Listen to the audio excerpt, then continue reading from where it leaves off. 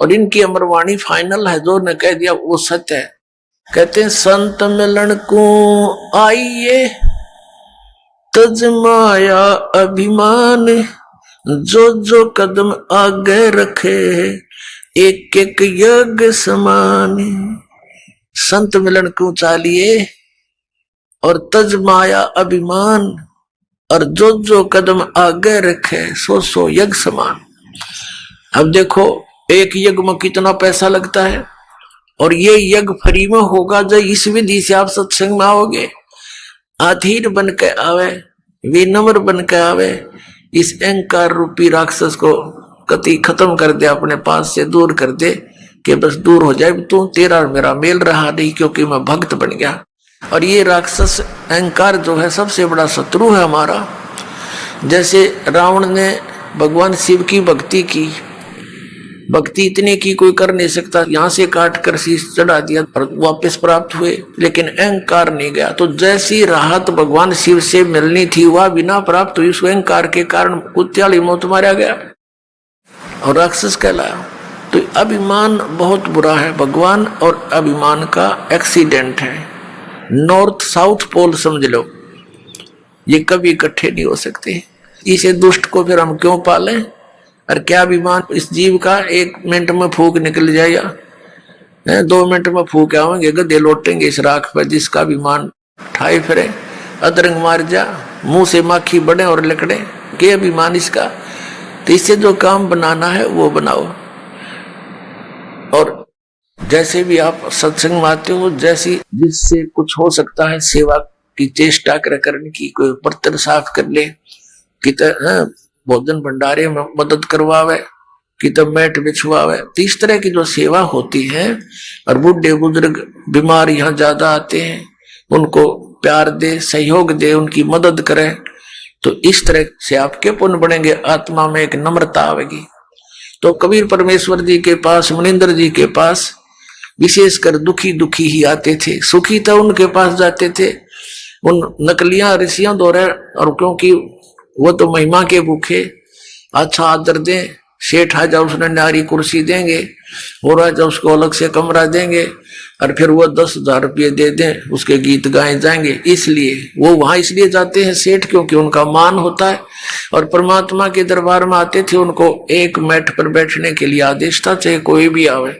तो संत वही होते हैं। और वहां कोई आदर सत्कार नहीं था किसी का, और अनादर भी नहीं था किसी का, क्योंकि वहां विद्यार्थी टाइप में भगत होते हैं।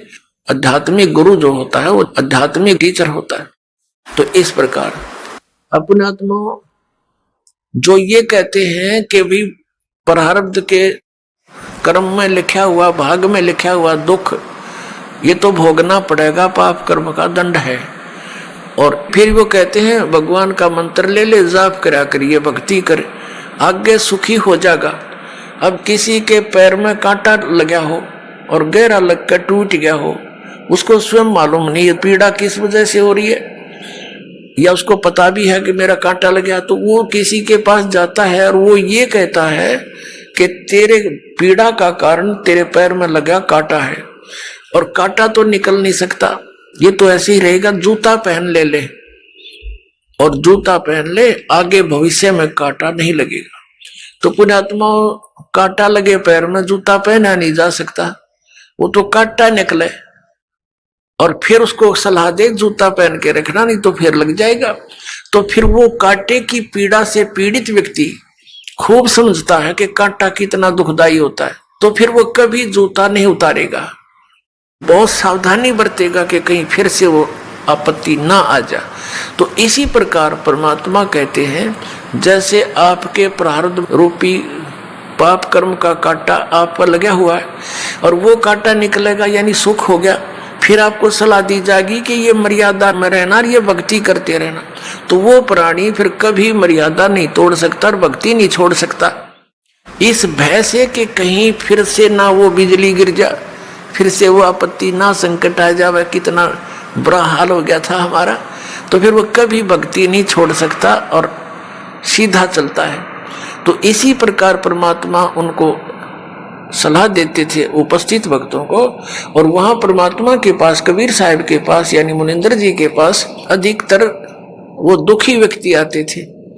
कोई मानसिक पीड़ित, कोई भूत प्रेतों का सताया हुआ, कोई देवों का श्राप दिया हुआ, कोई किसी ऋषि साधु संत ने उनको श्राप दे दिया, या कोई प्रारब्ध के कष्ट से दुखी, या कोई शारीरिक रोग से दुखी। और परमात्मा तो हमारे भगवान है, वो तो अपने बच्चों के सारे दुख दूर किया करते हैं। तो वहां वृद्ध अवस्था ज्यादा बीमार से आते थे, तो भगवान सलाह दिया करते थे, भाई बूढ़े बुजुर्ग रोगी की मदद करनी चाहिए, नफरत नहीं करें। कहते कुष्टी होवे संत बंदगी कीजिए, हो वैसा के विश्वास चरण चित दीजिए। परमात्मा सलाह देते हैं, हमें बताते हैं कि यदि भक्त का कोढ़ भी लगा हुआ, कुष्ठ रोग भी लगा हुआ हो, मक्खियां भिनक रही हो, उससे नफरत ना करना, उसकी मदद करना बल्कि जितनी हो सकती है। कुष्टी होवे संत बंदगी कीजिए, भगत को प्रणाम कीजिए, आपस में एक दूसरे को सत साहेब, उसे नफरत करके मुंह फोड़ कर नहीं जाना चाहिए। और हो वैसा के विश्वास चरण चित दीजिए। यदि किसी बहन कोई अपने क्रमवश गणिका भी बन गई है, वैसा वर्ती कर रही है, और वो सत्संग में आ जाती है, कहते हैं उससे भी नफरत ना करना, उसको भी साधु जानना। क्योंकि हम सभी ऐसे स्थान पर रह रहे हैं, ना जाने कब कौन के गलती कर बैठे, और हम क्या करते हैं, अपने दोषों को ना देखकर दूसरे के थोड़े दोष को भी घना बनाकर नफरत करते हैं। यह भी हमारी अज्ञानता का ही कारण है। अब जैसे पुण्यात्माओं, कोई चोर है, डाकू है, और कोई दुराचारी है, यदि वो सत्संग में नहीं आवेगा तो उसको ये पता कैसे लगेगा ये पाप कर रहा है तू। जिस क्षेत्र में वो रहता उस माहौल में तो फंसा हुआ है, उसी से तो बिगड़ता ही जा रहा है। अब जैसे मैला कपड़ा हो गया तो वो जल के निकट नहीं आवेगा, साबुन प्रयोग नहीं होगा उस पर, तो वो मैल समाप्त कैसे होगा। तो इस प्रकार परमात्मा परमेश्वर कबीर जी यानी मुनिंदर जी अपने उपस्थित श्रोताओं को, भक्तों को शिक्षा दिया करते थे। अब नल और नील तो बड़े संकट से गुजरे थे, पार टूटा हुआ था दुखों का, 30-30 वर्ष के हो गए थे और बचपन से ही दुखी थे। और जिसने सुसाइड तक की सोच रखी और वो व्यक्ति इतना सुखी हो जाता, ठीक है हमारी बुद्धि इतना काम तो नहीं करती कि उन्हें भगवान मान ले, लेकिन भगवान से कम भी नहीं मान सकता वो व्यक्ति जब थोड़ा सा भी उसके अंदर इंसानियत होगी तो वो तो एक महान आत्मा थी नल नील। उस दिन से वो बहुत सत्संग में सेवा करने लगे। बूढ़े बुजुर्गों के कपड़े, रोगियों के, अपाहिजों के कपड़े ले जाओ, लाओ जी मैं धो लाऊंगा, उनके कपड़े धोएं, बर्तन साफ करें, उनको आराम से बैठावें, नुहावें, यानी इस तरह वो सेवा करने लगे जो परमात्मा मुनिंदर जी के आश्रम में जो आया करते थे। लेकिन वो फिर भी एक सीधे साधे थे, भोले से दिमाग के थे। वो क्या करते, सत्संग में जो चर्चा होती, ज्ञान सुनते भगवान के मुख से, तो कपड़े धोने जाते या बर्तन साफ करने जाते, दरिया के किनारे सत्संग हुआ करते थे, आश्रम होते थे ऋषियों के। तो वो क्या करते, दरिया के किनारे पर कपड़ों को पानी में भिगो देते कि कुछ देर इनका मैल गल जावे, फिर धोएंगे। इसी प्रकार बर्तनों को, और बैठ के किनारे पर वृक्ष के नीचे सत्संग सुनी हुई बातों पर दोनों चर्चा करते थे। और फिर अपने बीते हुए समय पर, अपने पास टाइम पर भी बहुत विचार करते थे और कहते थे देखिए वो ऋषि क्या बकवाद किया करते थे। पहले तो कहते थे ये जंतर कर ले, ये मंत्र कर ले, और फिर लास्ट में कह देते थे ये तुम्हारे प्रारब्ध का भोग है, तुमने भोगना ही पड़ेगा। और यहाँ कहाँ गई वो हमारे प्रारब्ध। तो भाई भगवान आगे हैं, परमात्मा जैसे है अपने गुरु जी, बड़ी दया करी अपने पर। और देखो आज सत्संग में ऐसा बताया, कभी सुना नहीं हमने। अपने आत्मा जो व्यक्ति इतना दुखी था वो सुखी हो जा, और उसको जो ये दास ज्ञान दे रहा, यही ज्ञान परमात्मा पहले दिया करते। उन्हीं परमेश्वर कबीर जी का दिया हुआ ज्ञान, दास तो एक है जे टेप रिकॉर्डर आपको सुना रहा, दिया हुआ ज्ञान उसी मालिक का है जो चौथे युग से देते हुए आ रहे थे। तो वो पहले अगर सुखी व्यक्ति इन बातों को सुनता है, उठ कर चल पड़ा, वैसे बक रहा है, आज तक कभी सुना नहीं, तो पहले परमात्मा वो सिलेक्ट करिए मालिक ने जो दुखी थे, और फिर दुखी व्यक्ति सुखी हो गया, वो कहाँ जाओ तो सारी सुनेगा और सारी सच्ची लगेंगी उसको, क्योंकि वो तो दुख से उभरा है। तो सच्ची तो ये है ही है, हमें उस अज्ञान के कारण ये नहीं अच्छी लग रही थी। तो ऐसे जब वो बातें कर रहे होते हैं तो एक आधा कपड़ा उस झालों में बह जाता था, उनको पता नहीं लगता। जब वो जाकर धोकर सुखा देते उनके कपड़े, तो वो फिर उठाते अपने अपने कपड़े। कोई कहता जी मेरा तो धोती नहीं मिली, कोई कहता मेरा कुर्ता गुम हो गया। वो कहते भाई हम तो जितने ले गए थे उतने ले आए हैं, हमें तो मालूम नहीं। इसी प्रकार बर्तनों में भी कोई एक आध बर्तन, किसी की गिलास, किसी की थाली प्रतिदिन गुम हो जाती थी। और फिर उन्होंने उनसे प्रार्थना की, भाई देखो मुश्किल से तो हम एक गिलास लाए थे, इतनी दूर से कैसे लाएंगे, भाई इससे अच्छा तो तुम ऐसा करो हमारी सेवा मत करो, हम खुद कर लेंगे, हमें तो बहुत अभाव हो गया इन वस्तुओं का, अब कहां से लाए जा करके। तो वो कहने लगे भाई आगे ध्यान रखेंगे, हम बहुत ध्यान रखेंगे। तो अन्य जो और सेवादार होते थे वो बताते थे कि ये भोले भाले व्यक्ति हैं, उन कपड़ों को बर्तनों को भिगोकर पानी में बैठ जाते, एक तरफ भगवान की चर्चा करते रहते हैं, इनको पता नहीं लगता वो पानी में बह जाते हैं। कहने का भाव ये शिकायत गुरु जी के पास पहुंच गई, मुनिंदर जी के पास। अब उनको चिंता होगी कि महाराज जी के पास बात गई और अब ये हमारी सेवा छीन लेंगे। अब सेवा छीन ली गई तो भगवान रुष्ट हुए हमारे से, गुरु जी रुष्ट हो गए तो हम पर तापत्तियां फिर आ जाएंगी। वो इस भय से करबद्ध होकर के वहां गए, गुरु जी ने बुलाए। परमात्मा ने कहा बेटा ये बहुत परेशान हो गए हैं, आपकी नीयत अच्छी है सेवा करने की, लेकिन इनको प्रॉब्लम घनी हो जाती है, तुम सेवा रहने दो बेटा, कोई और सेवा कर लो। वो चरणों में गिर गए, बुरी तरह रोने लग गए, हे परमात्मा हमारी सेवा ना छीनो, हे भगवान आगे हम बहुत ध्यान रखेंगे। तो भक्त कहते जी इनने कई बार कह ली ये बात, तो ये फिर जाते भूल जाते, इनके बस की बात नहीं। अब परमात्मा ने देखा कि इनकी श्रद्धा टूट है, इनका दिल टूट जाएगा, ये महा दुखी हो जाएंगे। तो परमात्मा कबीर मुनिंदर जी ने, परमेश्वर जी ने आशीर्वाद दे दिया, बेटा आज से तुम्हारे हाथों से कोई वस्तु जल में डूबे नहीं की, जहां रखोगे वही रहेगी, इधर टस समस्या नहीं होगी, तुम नहीं छेड़ोगे इतना। अब इस वर्ग को पाकर वो बड़े खुशी हुए, जाकर देखा वो कपड़े भिगो दिए, जहां रखे थे वही रहे। थाली बेले काशी के होते थे वो रख दिए, काशी तो वैसे डूब जाती है, काशी भर के पानी था बेला, और उस पर दरिया पर रख देते थे, जो का तो रहता था। फिर एक आध कहने लगा पत्थर तो उठा कर रख के देख लो, वो एक आधी कंकर पत्थर उठा कर रखे, वो जहां रख दिया उस जल के ऊपर एज इट इज सती रहने लगे।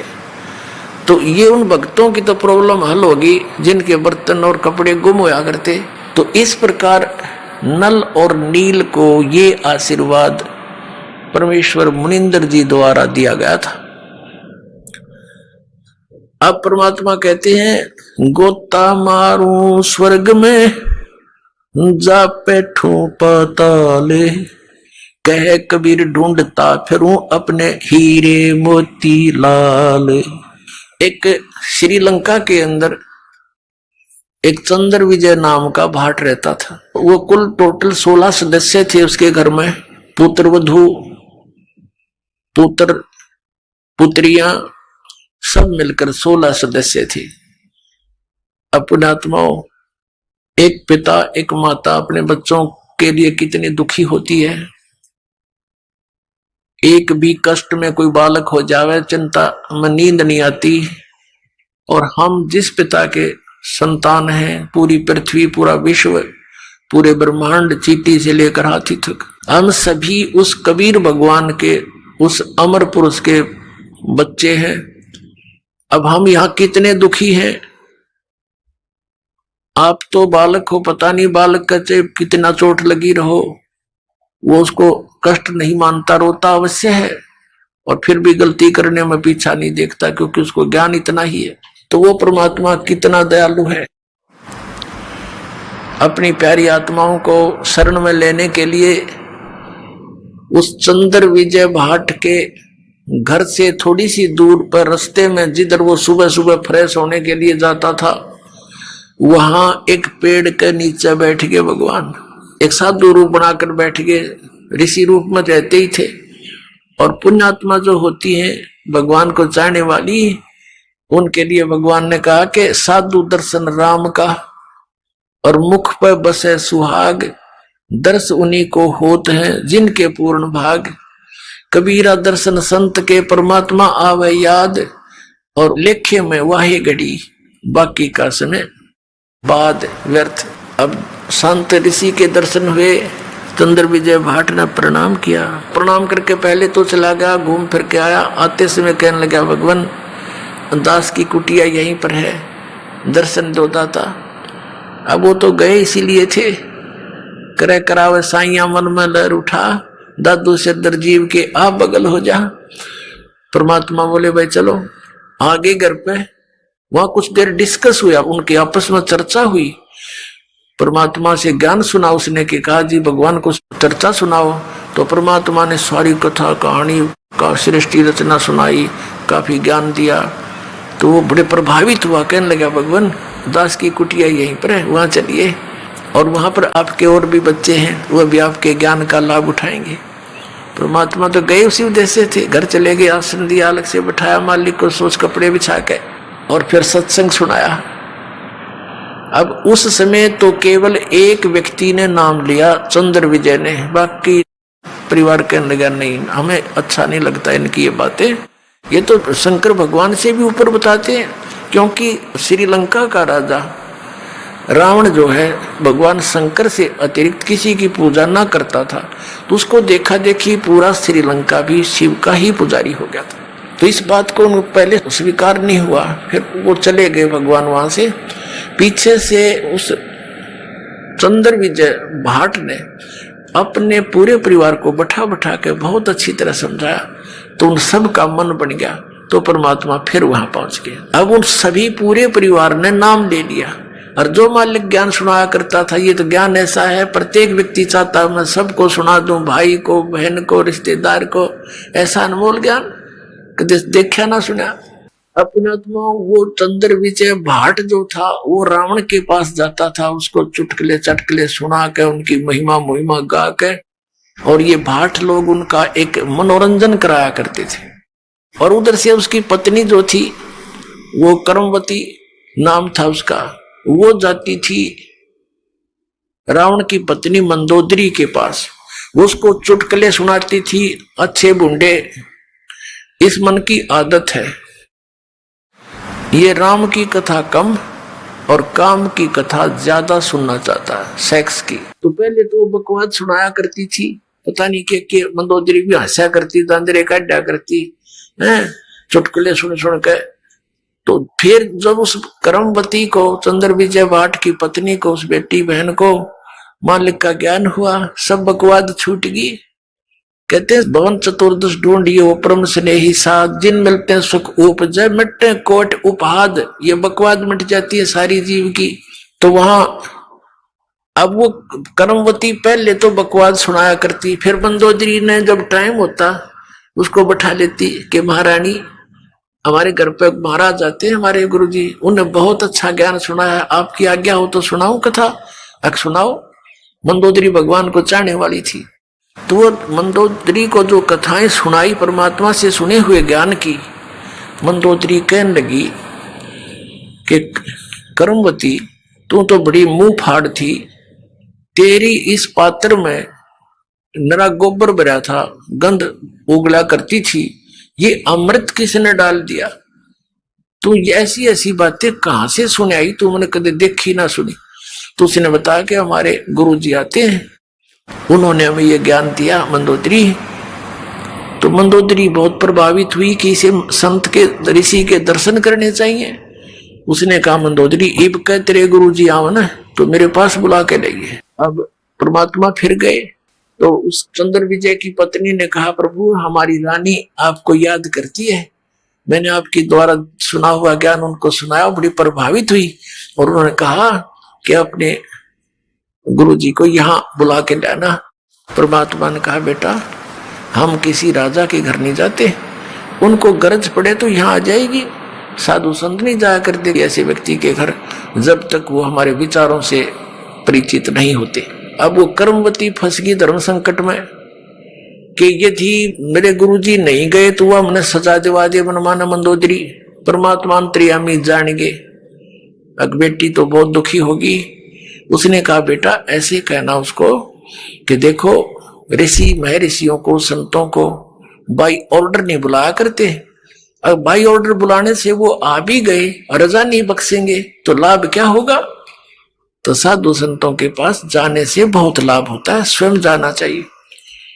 तो मंदोदरी को जाकर के उसने कहा रानी मैंने अर्ज करी थी गुरुदेव से, उन्होंने मना कर दिया आपके यहाँ आने से और कहा कि देखो साधु संतों को आदेश से नहीं बुलाना चाहिए, उनके चरणों में जाना चाहिए, लाभ उठाना है। और यदि बाई ऑर्डर बुला भी लिया तो लाभ नहीं देंगे। मंदोदरी कहने लगी बहन ठीक है मैं चलती हूँ, अब के तेरे गुरु जी आओ तो मुझे मिलाना। परमात्मा फिर गए, ये तो भटक रहे हैं एक आत्मा को अपनी शरण में लेने के लिए, सुखी करने के लिए। यहां भी सुखी करेंगे आपको और यहां से चलोगे जब देखना सतलोक में ले जाएंगे, वहां तो कहना है क्या कितना सुख देंगे।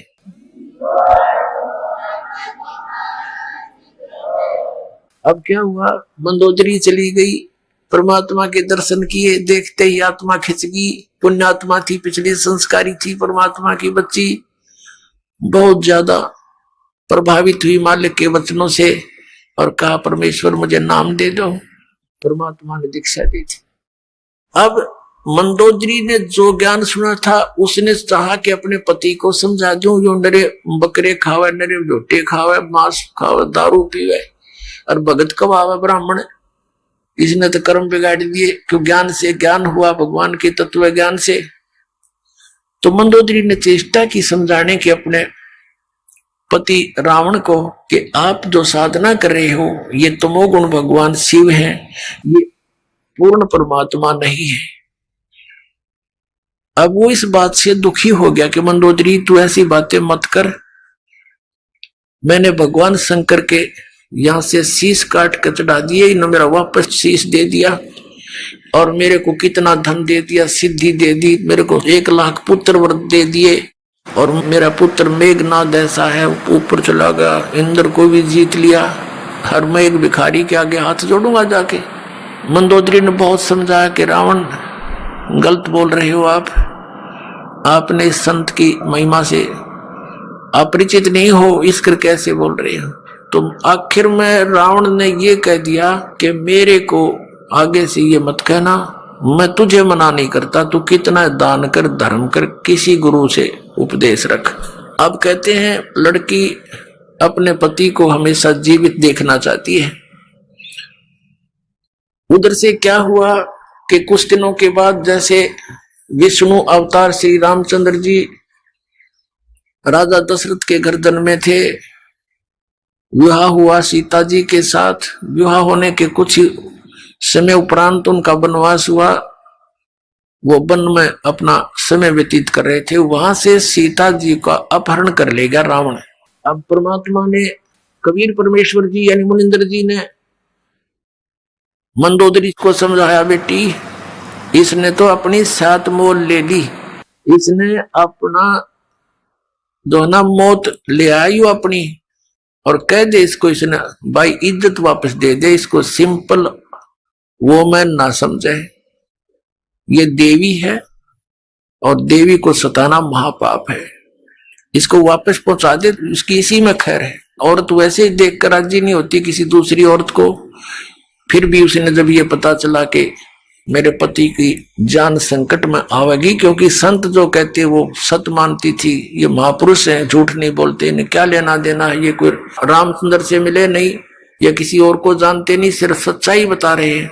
वह बहुत प्रभावित हुई, रावण को समझाने की बहुत चेष्टा की तो नहीं माना। कुछ दिनों के बाद क्या होता है, बीच में एक प्रकरण रह गया। अब रावण तो सुने नहीं था, और यू ज्ञान ऐसा है आदमी हजम कर नहीं सकता अकेला। जो यू ज्ञान आपको सुनेगा, दास बता रहा भगवान का दिया हुआ कबीर साहब का, तो उसकी ये नीयत रहती है बताऊं जरूर किसी से, चाहे को सुना चाहे ना सुना। तो रावण ने सुनना बंद कर दिया, उसका देवर था विभीषण। मंदोदरी उसको लगी समझाने। पहले तो दोनों भाई बैठे थे, रावण को समझावा थी, रावण नहीं माना तो विभीषण कहने लगा मुझे बता तू ये बात, मन तो बहुत अच्छी लगे, ये आपकी पहली बार सुन रहा हूं लेकिन फिर भी हृदय में समाती है। तो मंदोदरी ने उनको खूब समझाया। फिर कहा कि अब क्या बने कि दीक्षा ले, अब नाम ले गुरु जी से कि चल नाम दिलवा मेरे को। मंदोदरी अपने देवर को लेगी और नाम दिलवाया परमात्मा थे। अब उस ज्ञान से वो विभीषण भी परिपूर्ण हो गया। अब क्या होता है, रावण नहीं मान रहा था, सीता को लौटाने को नहीं राजी हो रहा था। मंदोदरी ने बहुत कुछ समझा लिया था। उधर विभीषण ने भी उसको बहुत कुछ समझाया, रावण तेरे घर में कितनी अच्छी औरत है और फिर भी तू बकवाद की तरफ चल रहा। क्यों भाई भाई को कह सकता है जब उसकी कोई संकट आपत्ति उसके सामने दिखाई देती है। नहीं तो रावण को कौन बोला, वो तो अहंकारी आदमी था, 1 मिनट में तलवार गर्दन पर जाती थी उसकी, कोई उसके नो कर दे किसी बात न था। रावण नहीं माना। रावण कहने लगा तू कायर है और तेरे बस की बात नहीं बैठ जाए एक तरह से। अब मंदोदरी ने देखा कि ये नहीं मानेगा, ये मरेगा और मैं विधवा हो जाऊंगी। अपने गुरुजी से प्रार्थना की, भगवान आप दया कर दो, कभी समझा दो, एक बार मान जाते वो तो आपकी बात को। परमात्मा ने कहा बेटा ये नहीं मानने वाला, इसके अंदर वो गुण नहीं है। तो मंदोदरी ने कहा भगवान एक बार आप उनको समझाने की चेष्टा करो दाता, और यदि वो नहीं मानेगा तो मैं अपने आप को आज से विधवा मान लूंगी, मन दुख नहीं आओगा परमात्मा इसके मरने का। तो परमात्मा ने सोची या बूढ़ी बेटी अब ये जुगाड़ जोड़ रखे कालना हमारे, कितना नालायक 1 नंबर का दुष्ट व्यक्ति वो रावण। कहते 100 झोटियां का मांस तो एक दिन पक्या करता उसके लिए, और 100 मटके दारू के पिया करता एक कब। अपने आत्मा में ये बात हमारे दच्चे नहीं, क्योंकि 100 झोटियां का मांस एक आदमी के ऊपर खावे, क्योंकि हम उनके शरीरों से परिचित नहीं, उनकी हाइट से परिचित नहीं, उनके आहार से परिचित नहीं। ये तो हमने देखे 61वां वर्ष चल रहा दास का, जब हम छोटे छोटे थे से टुकड़े टुकड़े आदमी देखे, अरनों का करते ही 32 लड्डू खा जाता है, एक 32 आदमी खाओ 32 लड्डुआन आज के दिन, और उनके बदहजमी हो जाए, और एक एक धड़ी खीर खा जाया करते ये ब्राह्मण हमने देखे, यानी 5-5 किलो हरी वे कटोरी ना उठे। तो इस बात से भूल जाओ। तो कहने का भाव ये हम उस सती बातें कि इतने कुक्रम कर डेली उसका बुद्धि में कहाँ आवे ये बातें। तो परमात्मा ने सोचा या बेटी इसका बंदगी या इसकी कमजोरी इसको मारेगी। तो परमात्मा ने कहा ठीक है बेटी मैं जाता हूं, एक दिन कोशिश करूंगा तेरी श्रद्धा ना टूट जाए भगवान। तो इसलिए अब रावण की सभा लगी हुई थी और जिस समय उसकी मीटिंग होती थी स्ट्रिक्ट ऑर्डर होता था कि बाहर से चिड़िया भी नहीं आ जाए अंदर। उस समय परमात्मा वहां जाकर प्रकट हो गए, पहरेदारों के पास खड़े हुए, कहा भी राजा को संदेशा दो कि ऋषि मुनिंदर आए हैं, वो आपसे मिलना चाहते हैं, कुछ आपको शिक्षा देना चाहते हैं। अब वो कहने लगे पहरेदार महाराज जी हमें बख्शो, इधर आज कोई जा नहीं सकता, अंदर का आदेश बाहर जा सकता है, बाहर का आदेश भी हम अंदर देने नहीं जा सकते, हमारा राजा बहुत खतरनाक है, गर्दन काट देगा। परमात्मा वहां से अंतर ध्यान हुए, जहां रावण बैठा था ऊंची स्टेज पे और नीचे उनके बैठे थे सपसलार कुर्सियों पे, उसके थोड़ी सी दूरी पर अंदर जाता हुआ देखा। ऋषि देखकर वो एकदम चकित हुआ कि ये व्यक्ति अंदर कैसे आ गया, हमारी गुप्त मीटिंग चल रही थी। तो उसने आव देखा ना ताव देखा, वो तलवार निकाली कि तू अंदर कैसे आ गया। अब उसने क्रोध में 70 वार किए थे तलवार के परमात्मा को काटने के लिए, और कबीर परमेश्वर अर्थात मुनिंदर जी के हाथ में एक सीख थी झाड़ू की। ये झाड़ू होता है, उसकी सीख एक ले रखी थी दाता ने, और जब वो तलवार मारे तो वह सीख अड़ा दे थे। वो सीख के ऐसे लगे थी वो तलवार उसकी, जैसे लोहे के खंभे के लग गया, कट्टा कट हो।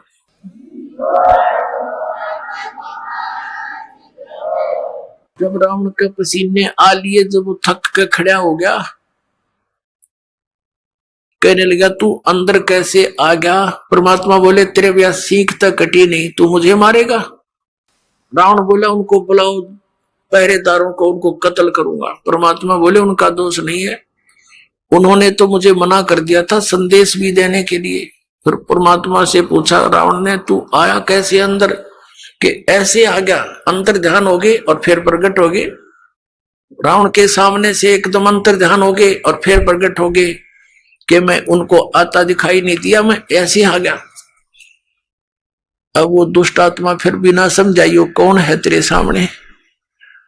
कहने लगा देखो तू जा यहां से, तू आया किस लिए है, बता तेरी बात क्या है।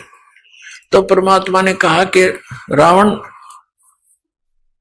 तेरा जो है अंतिम समय आ लिया है और मेरे आदेश का पालन करके जब तू इस लड़की को वापस दे देगा, सीता को, इस देवी को, तो तेरी जीवन को मैं बदल दूंगा, इन बुराइयां तेने छोड़नी पड़ेंगी। वो कहने लगा तेरे जैसे शिक्षक मेरे पास बहुत आ लिए, मैं शिक्षा बिना नहीं हूं, मैं खुद ब्राह्मण हूं, विद्वान पुरुष हूं, और तू एक भिखारी ऋषि, मुझे क्या शिक्षा देता? मैं तेरी बात न मानू कौन।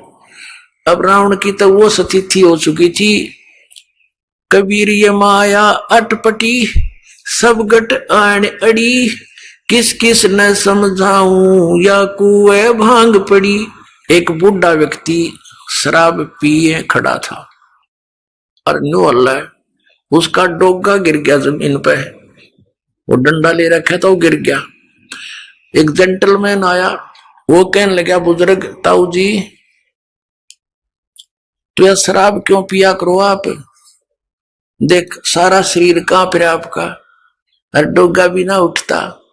न बोला रे डोगा दे दे, तो कहने लगा शराब ना पिया करे। न बोला रे शिक्षा बिना ना रह रहा तो न देना होता दे डोगा, ना जा तू अपना काम कर। न बोला तेरे प्रवचनों बिना कच्चा ना रह रहा, तेरे कैसे बहुत मिल लिया, मैंने ये बात करनी है, दारू ना पिया करे, धन यो डोगा पकड़ाना हो तो उठा देना, चल तू अपना काम कर। तो रावण ने तो भाई इतनी पी रखी थी इस काल की भांग। परमात्मा से कहा कि तेरी बात मानू ना कति, तू जा चाहे मत जा। किन्हों देख लिया मारे तो मरता ना, सारे कुकर्म करके देख लिए और फिर भी नू ना माना, ये कौन है? तो परमात्मा कहते हैं आपको इस काल ने अंधा कर दिया, इस झूठे सुख को सुख है ये मान रहा मनमोद, ये सकल जबीना काल का कुछ मुख में कुछ गोद। और उस मीटिंग में विभीषण भी उपस्थित था। परमात्मा आगे वहां से चले गए। शाम के समय विभीषण घर पे आया, अपनी भाभी से कहा कि आज तो गुरुजी को मार दिया होता भाई ने। तो मंदोदरी कहने लगी ये इस संकट में मैंने ही गुरुदेव को डाल दिया नालायक ने, और मेरी प्रार्थना पर ही वहां गए हैं। क्या हुआ कि ऐसे ऐसे एकदम कितने क्रोधित हो गए, स्टेज से कूद कर स्वयं तलवार मारने लगे। गुरुजी के हाथ में एक सीख थी, वह सीख भी ना कटी। जब थक के बैठ गया, परमात्मा ने कुछ कहना चाहा, मान्या नहीं, तो भगवान वहां से आ गए। पुण्यात्माओं, जो हमारा पिता है उसकी तो मैं खबर भी नहीं, जो हमारे लिए दुख पा रहा है, भटक रहा है, एक प्राणी को समझाने के लिए, ज्ञान देने के लिए, अपनी शरण में लेकर यहां भी सुखी करने के लिए, और हम उनको पूज रहे हैं जो हमें ना सुख दे सकते ना दुख दे सकते, क्योंकि देवता है ये ब्रह्मा विष्णु महेश, ये हमारे प्रारब्ध को परिवर्तित भी नहीं कर सकते और ये दुख दे नहीं सकते क्योंकि ये देवता है, अच्छी आत्माएं हैं। तो हम इनको पूज रहे थे। तो पुण्यात्माओं, मंदोदरी कहने लगी गुरुदेव के पास, जो परमात्मा से मिलने गई, और कहा भगवान क्षमा करना मुझ दासी को, मेरे कारण आपने बहुत ऊंच नीच सुनना पड़ा दाता। मेरा पति का मुंह था, वो मुझे सता रहा था। अब दाता वो बेशक मर जा, मेरी ओर से आज मर लिया, वो मरियो से जिंदा रहियो, दाता अपने चरणों से दूर ना करना अपनी बच्ची को। तो परमात्मा ठीक है बेटा, कहा तू भक्ति कर, या कोई किसी का ना है, आजकल मृत्यु हो जा, कौन किसका ठेकेदार है पता नहीं, इसका जन्म की तो होगा, तेरा कहाँ होगा। ठीक है, जब तक आपका संयोग है एक नेक नीति से निभाओ, परमात्मा से डर कर रहो। जो जिसका भूमिका है, पति की है पति वाला रोल करे, पत्नी का है पत्नी वाला करे, बेटे का है बेटे वाली भूमिका ठीक निभानी चाहिए, तभी आप सुपात्र कहलाओगे, नहीं तो आप फेल हो जाओ। अब क्या हुआ, उधर से रावण को संदेश मिले, लेकिन रावण नहीं माना। श्री रामचंद्र जी के संदेश वाहक दूत वहां गए, श्री अंगद जी, श्री हनुमान जी आदि आदि, लेकिन वो नहीं माना। कहने का भाव ये है कि युद्ध की तैयारी होगी। अब युद्ध करने के लिए समुद्र से सेना पार करनी समस्या आएगी। अब समुद्र के ऊपर का जावे कैसे, तो कहते हैं उनके इतिहास में लिखा है जीवनी में कि 3 दिन तक श्री रामचंद्र जी ने घुटनों जल में खड़ा होकर समुद्र के अंदर और प्रार्थना की थी कि हे जल्दी, हे समुद्र राज, मुझे रास्ता दे दे, मैं बहुत आपत्ति में हूं, मेरी पत्नी को ऐसे ऐसे रावण ने उठा लिया है, सेना पार करनी है, उस राक्षस को मारना है और उस देवी को छुड़वाना है। लेकिन समुद्र नहीं माना। अंत में कहते श्री रामचंद्र जी ने लक्ष्मण से कहा कि मेरा अग्निबाण दे, लातों के भूत बातों से नहीं मानते। लक्ष्मण ने अग्निबाण दे दिया उठा के। रामचंद्र जी ने जो ही वो बाण साधा समुद्र को फूकने के लिए, उसमें लपटें निकलने लगी। उसी समय एक ब्राह्मण रूप बनाकर समुद्र प्रकट हो गया और कहा भगवान, यदि आप मुझे जला भी दोगे, आप फिर भी नहीं जा सकते, खंडर हो जाएगा, इसमें जाओगे क्यों करे, ये तो कुआं हो जाएगा जेरा, ना जाने कितने जीव मरेंगे, आप पाप के भागी हो जाओगे। ऐसा काम करो भगवान, मेरी मर्यादा भी बनी रहे और आपका काम भी हो जा, सर्प भी मर जा, लाठी भी ना टूटे। तो श्री रामचंद्र जी ने कहा वो बता क्या उपाय है फिर, कि आपकी सेना में नल और नील नाम के 2 सैनिक आपके भक्त हैं, क्योंकि उस समय आसपास के सारे ही भगत सारे इकट्ठे हो गए थे। रामचंद्र जी के गेला में इस आपत्ति आ गई और एक निकम्मा आदमी उसकी पत्नी ठा ले गया। उधर से शिवलोक से भी काफी गण आए थे, भगवान शिव ने भेजे थे, तो वह बहुत इकट्ठे हो गए थे। तो नल और नील को बुलाया गया। नल और नील से श्री रामचंद्र जी ने कहा कि भाई एक पर आपकी परीक्षा दो तुम। समुद्र ने यह बताया कि इनके गुरुजी के द्वारा दिया हुआ आशीर्वाद है इनका, और उनके आशीर्वाद से मेरे ऊपर ये कोई भी वस्तु रखते हैं वो डूबती नहीं, वहां से टस से मस नहीं होगी, वहीं रहेगी, तो मेरे ऊपर वजन नहीं बनेगा इसका। अब भगवान श्री रामचंद्र जी ने कहा भी एक बार ट्राई दिखाओ तुम। अब देखो हम ऐसे मार खाते हैं, पहले तो नल और नील 100 शुक्र मनाया करते अपने मुनिंद्र भगवान के, और उस दिन वो आंडी पाक गए। अभिमान हो गया उनको कि यदि आज हम गुरुजी को याद करेंगे, जंतर मंत्र प्रणाम करते हैं जैसे याद करने के लिए, तो ये न सोचेंगे उपस्थित जन ये कहीं और से शक्ति प्राप्त करते हैं, इनके अंदर कोई पावर नहीं। अब उन्होंने दोनों ने फटाफट उठाया एक एक पत्थर और रख दिया समुद्र पर, डूब गया। उनको भी अचंबा हुआ, उन्हें फिर दूसरा उठाया वो भी डूब गया, तीसरा रखा वो भी डूब गया। अब ये एक दूसरे के मुंह की तरफ देख रहे हैं और श्री रामचंद्र जी कहने लगे समुद्र से, वो जो ब्राह्मण रूप में उपस्थित था, मानो ये कहना चाह रहे हैं कि तू झूठ बोल रहा था। तो वो ब्राह्मण रूप में उपस्थित समुद्र ने कहा कि भगवान आज इनने कोई गलती कर दी, क्यों भाई तुमने अपने गुरु जी को याद नहीं किया, आज दिखा है ये अभिमान में आगे, इसलिए इनके हाथ से वो पावर चली गई दिखे। वो तो अपना एस्टीमेट बतावा था और वह सचमुच ऐसा ही हो गया था। अब उन दोनों ने फिर अक्षमा याचना की, गुरुजी को याद किया, हे दाता दया करो, हमसे गलती होगी, माफ करो, हम तो पापी आत्मा है। वो डर गए न्यू अकदे फिर वो आपत्ति फिर ना आ जा तुम्हारे पे, और तुमने कर दी गलती आज ज्यादा, अब मान बढ़ाई की भूख में। तो पुण्यात्माओं, परमात्मा हमें आगाह करते हैं कि यदि तुम ऐसे मर्यादा तोड़ दोगे, भक्ति आपकी नष्ट हो जाएगी। जैसे माता गर्भ को रखे यतन बनाए और ठेस लगे तो छन होए, ऐसे भक्ति जावे। जैसे किसी बहन को, माता को बहुत वर्षों के बाद कोई गर्भ रहा हो, फिर वो कितनी चिंतित होती है उस बालक को परिपूर्ण करने के लिए, कहीं ऊंचे नीचे में पैर ना रखा जा, चलते समय भी बहुत सावधानी बरतती है, और रात के समय करवट बदलते समय भी वो बहुत चिंतित रहती है, कहीं मेरे बालक पर जोर ना आ गया, एकदम उदड़क के पड़ती है और देखती है दर्द पीड़ा तो नहीं होगी मुझे। तो कहते हैं जैसे माता गर्भ को रखे यतन बना और ठेस लगे तो क्षीण होए, तेरी ऐसे भक्ति नसावे। तो उनकी भक्ति नसगी खत्म हो, रोए पीटे याद किया भगवान को, वो तो मालिक ने करना ही था, क्योंकि श्री रामचंद्र विष्णु अवतार और श्री कृष्ण भी विष्णु अवतार, और विष्णु कौन, ये भी भगवान का बच्चा। आप जैसी आत्मा पुनकर्मी प्राणी, पोस्ट ये मिल गई इसको। जैसे आप किसी का भाई मंत्री बन जाता है तो भाई ही उसका, वैसे वो कितनी पोस्ट पे बैठा है, तो ऐसे ही उस परमात्मा के ही बच्चे हैं। तो उनके दुख का निवारण भी वही परमात्मा कर सकता है और कोई नहीं कर सकता।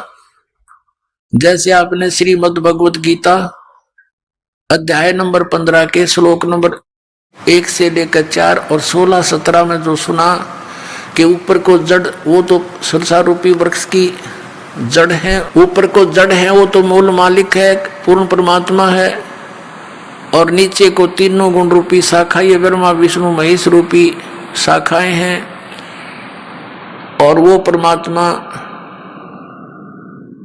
जो मूल है, जो जड़ है, वो तीनों लोकों में प्रवेश करके सबका धारण पोषण करता है। 15वें अध्याय के 17वें श्लोक में कहा है कि उत्तम पुरुष तु अन्य परमात्मा इति उदारत, यह लोक चरम आविश्य विवर्ती अवैश्वर है। वो मूल मालिक जो है, जो सारे संसार रूपी वृक्ष की जड़ है, मूल है, वहां से सबको आहार मिलता है। तो वो सबका धारण पोषण, यानी जिसकी जिस स्थिति की कोई संकट है, और वो परमात्मा ही उसका निवारण करता है। अपने आत्माओं, ये बहुत लंबा इतिहास है, कई दिनों में आपका समझ में आओगा। सबसे पहले जो परमात्मा आए थे और इस काल से वहां ऊपर मिले थे, इनका उसने विवाद बहुत किया था, फिर समर्थ के सामने वो नतमस्तक हो गया था। इसने कुछ वरदान मांगा था। एक तो ये मांगा था कि आप अपना ज्ञान देकर अपने शरण में लेना, जबरदस्ती ना करना, बलात् मत लेना मेरे से जीवों को। दूसरा ये कहा था कि 3 युगों में जीव कम ले जाना, चौथा युग जब कलयुग आवे तब तो शरण जीव बहु जावे, ऐसा वचन हर मोह दीजिए, तब संसार गमन तुम कीजिए। और तीसरा कि ऐसे मेरा पुत्र विष्णु श्री राम रूप में त्रेता युग में जाएगा, उसके साथ उसके प्रारब्ध में ऐसे संकट हैं और इस काल को पता है, उसको मैं टाल नहीं सकता। आप वो समुद्र पर पुल नहीं बनेगा, वो पुल बनवाना। परमात्मा ने कहा ठीक है, और बता भिखारी। फिर कहा कि ऐसे ऐसे श्री कृष्ण रूप में मेरा पुत्र जाएगा, और वो एक जगन्नाथ नाम से एक पुरी के अंदर एक मंदिर बनवाना चाहेगा, और समुद्र उसने बन नहीं देगा, आप वहां उसकी रक्षा करना। परमात्मा ने कहा था ठीक है, और बोल। तो इस परमात्मा, कबीर परमात्मा से इस काल ने ये वरदान मांगा था, प्रार्थना की थी कि आप मेरे उस बच्चे की, ये काल के पुत्र हैं विष्णु, इस संकट से रक्षा करना। तब परमात्मा उस वचन अनुसार वहां पहुंचे। वैसे तो उन्होंने व्यवस्था कर ही दी थी, नल नील भेज दिए थे कि आप पर काम चल जाएगा इनका, जो ये नियमित रहेंगे तो ये पत्थर रख देंगे, ये पार हो जाएंगे, लेकिन वो भी फेल हो गए। अब क्या हुआ, परमात्मा वहां पहुंचे, नल और नील ने कहा कि वो आगे गुरुदेव, वो आगे गुरुजी। अब सबकी दृष्टि गई, एक ऋषि आते दिखाई दिए। निकट आए जब श्री राम और लक्ष्मण ने उनके चरण लिए, हनुमान सब ने चरण लिए, तब परमात्मा से प्रार्थना की कि हे भगवान, कि हम बहुत संकट में हैं, मैं राजा दशरथ का पुत्र हूं, ऐसे ऐसे रावण ने मेरी पत्नी उठा ली है और समुद्र के ऊपर से हमने सेना ले जानी पड़ेगी। ऋषि जी, जब आप अपने शिष्यों को इतनी पावर दे सकते हो, आप तो समर्थ हो, हम पर दया करो। आज आपके इन बच्चों के, आपके शिष्यों के हाथ में वो शक्ति रही नहीं। परमात्मा ने कहा अब इनके हाथ में रहेगी भी नहीं, क्योंकि इन्होंने आज एक भयंकर गलती कर ली, अपने आप में प्रभु मान लिया, भगवान को भूल गए ये। तब श्री राम ने कहा भगवान अब मेरा क्या होगा। तब परमात्मा ने कहा कि ठीक है, करता हूं व्यवस्था। एक डंडी ले रखी थी परमात्मा ने, डोगा सोटी, कहा कि मैं ये रेखा लगाता जाऊंगा इस पहाड़ के चारों ओर, एक रेखा खींचूंगा, इसके बीच बीच के पत्थर बिल्कुल हल्के हो जाएंगे, जहां रखोगे वही रखे रहेंगे, पानी में डूबेंगे नहीं, कितना वजन रख लेना। अब परमात्मा ने क्या किया, एक सोटी लेकर उस एक बहुत बड़े पर्वत के चारों ओर से घुमा दी, जो उसके निकट ही था, और परमात्मा ने कहा कि उठाओ पत्थर और प्रयोग करो। अब नल और नील ये शिल्पकार भी थे, राज थे, मिस्त्री भी थे, ये उन पत्थरों को छोल छाल के और फिर सेट करना भी जानते थे। अब क्या हुआ, वो पत्थर उठा के लाए, देखा रख के, इतना भारा पत्थर ऊट पटांग सा और रख दिया, वो भी ना डूबया, ऐसे तरह ऊपरे रखा हुआ नौकर। तो सबको विश्वास हो गया कि बन गई बात। अपन आत्माओं, हमारे ये अध्यात्म मार्ग में आप कति जीरो हो चुके हो, और दास भी उसी स्थिति में था। अब दास को सतगुरु मिल गए, कहते पीछे लगा जाऊं था मैं लोक वेद के साथ, रास्ते में सतगुरु मिल गए, दीपक दे दिया हाथ। अब ये इतना बड़ा अध्यात्म मार्ग है कि जैसे हम सत साहेब बोलते हैं और पहले राम राम बोलते थे, इसका कारण क्या था, ये मंत्र जाप करने का नहीं था, ये केवल याद दिलाने का होता है कि भाई इस संसार में भगवान बिना कुछ नहीं, और जो गुरुजी ने मंत्र दे रखा है उसकी भूल ना पड़े। जैसे आप देखा करते, अब तो यह बात बिगड़ती जा रही है, नास्तिक होने जा रहा है पूरा मानव समाज, काल का दाव लग गया था। तो पहले हम देखते थे, जैसे सुबह या कभी घूमने फ्रेश होने जाते थे, आने जाने वाले मिलते थे, एक दूसरे को राम राम राम राम चाचा, वो 3-4 बार बोला करता, राम राम भाई, राम राम राम, हाँ राम राम। अब ये तो एक औपचारिकता बन गई थी। आइए अब हम उन श्रद्धालुओं के,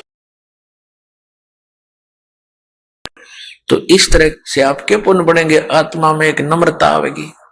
तो कबीर परमेश्वर जी के पास, मुनिंदर जी के पास विशेषकर दुखी दुखी ही आते थे, सुखी था उनके पास जाते थे, उन नकलिया ऋषियों द्वारा, और क्योंकि वो तो महिमा के भूखे, अच्छा आदर दें, सेठ आ जाओ उसने न्यारी कुर्सी देंगे, हो रहा जाओ उसको अलग से कमरा देंगे, और फिर वो 10,000 रुपये दे दें, उसके गीत गाए जाएंगे। इसलिए वो वहां इसलिए जाते हैं सेठ, क्योंकि उनका मान होता है। और परमात्मा के दरबार में आते थे, उनको एक मैट पर बैठने के लिए आदेश था, चाहे कोई भी आवे, तो संत वही होते हैं। और वहां कोई आदर सत्कार नहीं था किसी का, और अनादर भी नहीं था किसी का, क्योंकि वहां विद्यार्थी टाइप में भगत होते हैं, आध्यात्मिक गुरु जो होता है वो आध्यात्मिक टीचर होता है। तो इस प्रकार अपने आत्मा जो ये कहते हैं कि भी प्रारब्ध के कर्म में लिखा हुआ, भाग में लिखा हुआ दुख ये तो भोगना पड़ेगा, पाप कर्म का दंड है। और फिर वो कहते हैं भगवान का मंत्र ले ले, जाप करा करिए, भक्ति करे, आगे सुखी हो जाएगा। अब किसी के पैर में कांटा लगा हो और गहरा लग कर टूट गया हो, उसको स्वयं मालूम नहीं है पीड़ा किस वजह से हो रही है, या उसको पता भी है कि मेरा कांटा लग गया, तो वो किसी के पास जाता है और वो ये कहता है कि तेरे पीड़ा का कारण तेरे पैर में लगा कांटा है, और कांटा तो निकल नहीं सकता, ये तो ऐसे ही रहेगा, जूता पहन ले और जूता पहन ले, आगे भविष्य में कांटा नहीं लगेगा। तो पुण्यात्मा, कांटा लगे पैर में जूता पहना नहीं जा सकता, वो तो कांटा निकले और फिर उसको सलाह दे जूता पहन के रखना, नहीं तो फिर लग जाएगा। तो फिर वो कांटे की पीड़ा से पीड़ित व्यक्ति खूब समझता है कि कांटा कितना दुखदाई होता है, तो फिर वो कभी जूता नहीं उतारेगा, बहुत सावधानी बरतेगा कि कहीं फिर से वो आपत्ति ना आ जाए। तो इसी प्रकार परमात्मा कहते हैं, जैसे आपके प्रारब्ध रूपी पाप कर्म का कांटा आप पर लगा हुआ है और वो कांटा निकलेगा यानी सुख हो गया, फिर आपको सलाह दी जाएगी कि ये मर्यादा में रहना और ये भक्ति करते रहना, तो वो प्राणी फिर कभी मर्यादा नहीं तोड़ सकता और भक्ति नहीं छोड़ सकता। इस भय से कि कहीं फिर से ना वो बिजली गिर जाए, फिर से वो आपत्ति ना संकट आ जाए, कितना बुरा हाल हो गया था हमारा, तो फिर वो कभी भक्ति नहीं छोड़ सकता और सीधा चलता है। तो इसी प्रकार परमात्मा उनको सलाह देते थे उपस्थित भक्तों को, और वहां परमात्मा के पास, कबीर साहब के पास यानी मुनिंदर जी के पास अधिकतर वो दुखी व्यक्ति आते थे, कोई मानसिक पीड़ित, कोई भूत प्रेतों का सताया हुआ, कोई देवों का श्राप दिया हुआ, कोई किसी ऋषि साधु संत ने उनको श्राप दे दिया, या कोई प्रारब्ध के कष्ट से दुखी, या कोई शारीरिक रोग से दुखी। और परमात्मा तो हमारे भगवान है, वो तो अपने बच्चों के सारे दुख दूर किया करते हैं। तो वहां वृद्ध अवस्था ज्यादा बीमार समार आते थे, तो भगवान सलाह दिया करते थे, भाई बूढ़े बुजुर्ग रोगी की मदद करनी चाहिए, नफरत नहीं करें।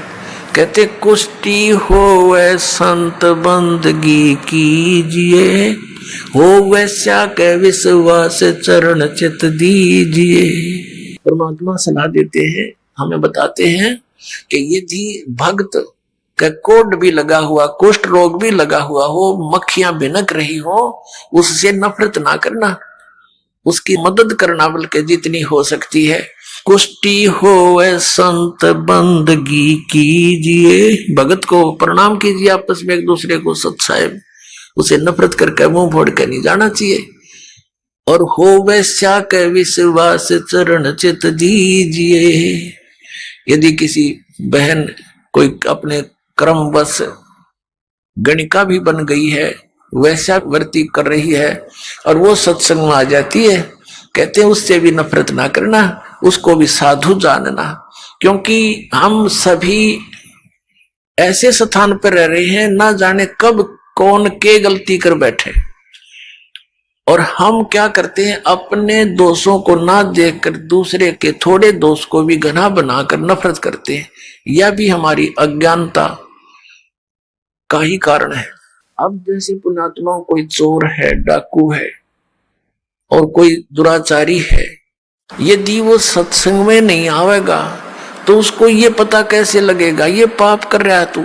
जिस क्षेत्र में वो रहता उस माहौल में तो फंसा हुआ है, उसी से तो बिगड़ता ही जा रहा है। अब जैसे मैला कपड़ा हो गया तो वो जल के निकट नहीं आवेगा, साबुन प्रयोग नहीं होगा उस पर, तो वो मैल समाप्त कैसे होगा। तो इस प्रकार परमात्मा परमेश्वर कबीर जी यानी मुनिंदर जी अपने उपस्थित श्रोताओं को, भक्तों को शिक्षा दिया करते थे। अब नल और नील तो बड़े संकट से गुजरे थे, पार टूटा हुआ था दुखों का, 30-30 वर्ष के हो गए थे और बचपन से ही दुखी थे, और जिसने सुसाइड तक की सोच रखी और वो व्यक्ति इतना सुखी हो जाता। ठीक है, हमारी बुद्धि इतना काम तो नहीं करती कि उन्हें भगवान मान ले, लेकिन भगवान से कम भी नहीं मान सकता वो व्यक्ति, जब थोड़ा सा भी उसके अंदर इंसानियत होगी तो वो तो एक महान आत्मा थी नल नील। उस दिन से वो बहुत सत्संग में सेवा करने लगे, बूढ़े बुजुर्गों के कपड़े, रोगियों के, अपाहिजों के कपड़े ले जाओ, लाओ जी मैं धो लाऊंगा, उनके कपड़े धोएं, बर्तन साफ करें, उनको आराम से बैठावें, नुहावें, यानी इस तरह वो सेवा करने लगे जो परमात्मा मुनिंदर जी के आश्रम में जो आया करते थे। लेकिन वो फिर भी एक सीधे साधे थे, भोले से दिमाग के थे। वो क्या करते, सत्संग में जो चर्चा होती, ज्ञान सुनते भगवान के मुख से, तो कपड़े धोने जाते या बर्तन साफ करने जाते, दरिया के किनारे सत्संग हुआ करते थे, आश्रम होते थे ऋषियों के। तो वो क्या करते, दरिया के किनारे पर कपड़ों को पानी में भिगो देते कि कुछ देर इनका मैल गल जावे, फिर धोएंगे। इसी प्रकार बर्तनों को, और बैठ के किनारे पर वृक्ष के नीचे सत्संग सुनी हुई बातों पर दोनों चर्चा करते थे। और फिर अपने बीते हुए समय पर, अपने पास टाइम पर भी बहुत विचार करते थे और कहते थे देखिए वो ऋषि क्या बकवाद किया करते थे। पहले तो कहते थे ये जंतर कर ले, ये मंत्र कर ले, और फिर लास्ट में कह देते थे ये तुम्हारे प्रारब्ध का भोग है, तुमने भोगना ही पड़ेगा। और यहाँ कहाँ गई वो हमारे प्रारब्ध? तो भाई भगवान आगे हैं, परमात्मा जैसे है अपने गुरुजी, बड़ी दया करी अपने पर। और देखो आज सत्संग में ऐसा बताया, कभी सुना नहीं हमने। अपने आत्मा जो व्यक्ति इतना दुखी था वो सुखी हो जा, और उसको जो ये दास ज्ञान दे रहा, यही ज्ञान परमात्मा पहले दिया करते। उन्हीं परमेश्वर कबीर जी का दिया हुआ ज्ञान, दास तो एक है जे टेप रिकॉर्डर आपको सुना रहा, दिया हुआ ज्ञान उसी मालिक का है जो चौथे युग से देते हुए आ रहे थे। तो वो पहले अगर सुखी व्यक्ति इन बातों को सुनता है, उठ कर चल पड़ा, वैसे बक रहा है, आज तक कभी सुना नहीं। तो पहले परमात्मा वो सेलेक्ट करिए मालिक ने जो दुखी थे, और फिर दुखी व्यक्ति सुखी हो गया, वो कहाँ जाओ तो सारी सुनेगा और सारी सच्ची लगेंगी उसको, क्योंकि वो तो दुख से उभरा है। तो सच्ची तो ये है ही है, हमें उस अज्ञान के कारण ये नहीं अच्छी लग रही थी। तो ऐसे जब वो बातें कर रहे होते हैं तो एक आधा कपड़ा उस झालों में बह जाता था, उनको पता नहीं लगता। जब वो जाकर धोकर सुखा देते उनके कपड़े, तो वो फिर उठाते अपने अपने कपड़े। कोई कहता जी मेरा तो धोती नहीं मिली, कोई कहता मेरा कुर्ता गुम हो गया। वो कहते भाई हम तो जितने ले गए थे उतने ले आए हैं, हमें तो मालूम नहीं। इसी प्रकार बर्तनों में भी कोई एक आध बर्तन, किसी की गिलास, किसी की थाली प्रतिदिन गुम हो जाती थी। और फिर उन्होंने उनसे प्रार्थना की, भाई देखो मुश्किल से तो हम एक गिलास लाए थे, इतनी दूर से कैसे लाएंगे, भाई इससे अच्छा तो तुम ऐसा करो हमारी सेवा मत करो, हम खुद कर लेंगे, हमें तो बहुत अभाव हो गया इन वस्तुओं का, अब कहां से लाए जा करके। तो वो कहने लगे भाई आगे ध्यान रखेंगे, हम बहुत ध्यान रखेंगे। तो अन्य जो और सेवादार होते थे वो बताते थे कि ये भोले भाले व्यक्ति हैं, उन कपड़ों को बर्तनों को भिगोकर पानी में बैठ जाते, एक तरफ भगवान की चर्चा करते रहते हैं, इनको पता ही नहीं लगता वो पानी में बह जाते हैं। कहने का भाव ये शिकायत गुरु जी के पास पहुंच गई, मुनिंदर जी के पास। अब उनको चिंता होगी कि महाराज जी के पास बात गई और अब ये हमारी सेवा छीन लेंगे। अब सेवा छीननी गई तो भगवान रुष्ट हुए हमारे से, गुरुजी रुष्ट हो गए तो हम पर तापत्तियां फिर आ जाएंगी। वो इस भय से करबद्ध होकर के वहां गए, गुरुजी ने बुलाए। परमात्मा ने कहा बेटा ये बहुत परेशान हो गए हैं, आपकी नीयत अच्छी है सेवा करने की, लेकिन इनको प्रॉब्लम घनी हो जाती है, तुम सेवा रहने दो बेटा, कोई और सेवा कर लो। वो चरणों में गिर गए, बुरी तरह रोने लगे, हे परमात्मा हमारी सेवा ना छीनो, हे भगवान आगे हम बहुत ध्यान रखेंगे। तो भक्त कहते जी इनने कई बार कह ली ये बात, तो ये फिर जाते भूल जाते, इनके बस की बात नहीं। अब परमात्मा ने देखा कि इनकी श्रद्धा टूट है, इनका दिल टूट जाएगा, ये वहां दुखी हो जाएंगे। तो परमात्मा कबीर मुनिंदर जी ने, परमेश्वर जी ने आशीर्वाद दे दिया, बेटा आज से तुम्हारे हाथों से कोई वस्तु जल में डूबे नहीं की, जहां रखोगे वही रहेगी, इधर टस समस्या नहीं होगी, तुम नहीं छेड़ोगे इतना। अब इस वर्क को पाकर वो बड़े खुशी हुए, जाकर देखा वो कपड़े भिगो दिए, जहां रखे थे वही रहे। थाली बेले काशी के होते थे वो रख दिए, काशी तो वैसे डूब जाती है, काशी भर के पानी था बेला, और उस पर दरिया पर रख देते थे, जो का तो रहता था। फिर एक आध कहने लगा पत्थर तो उठा कर रख के देख लो, वो एक आधी कंकर पत्थर उठा कर रखे, वो जहां रख दिया उस जल के ऊपर एज इट इज स्थिर रहने लगे। तो ये उन भक्तों की तो प्रॉब्लम हल होगी जिनके बर्तन और कपड़े गुम होया करते। तो इस प्रकार नल और नील को ये आशीर्वाद परमेश्वर मुनिंदर जी द्वारा दिया गया था। अब परमात्मा कहते हैं गोता मारू स्वर्ग में जा बैठू पाताले, कहे कबीर ढूंढता फिरूं अपने हीरे मोती लाल। एक श्रीलंका के अंदर एक चंद्र विजय नाम का भाट रहता था। वो कुल टोटल 16 सदस्य थे उसके घर में, पुत्र वधू पुत्र पुत्रियां सब मिलकर 16 सदस्य थे। अपने आत्माओं, एक पिता एक माता अपने बच्चों के लिए कितनी दुखी होती है। एक भी कष्ट में कोई बालक हो जावे चिंता में नींद नहीं आती। और हम जिस पिता के संतान हैं, पूरी पृथ्वी पूरा विश्व पूरे ब्रह्मांड चींटी से लेकर हाथी तक, हम सभी उस कबीर भगवान के उस अमर पुरुष के बच्चे हैं। अब हम यहाँ कितने दुखी हैं।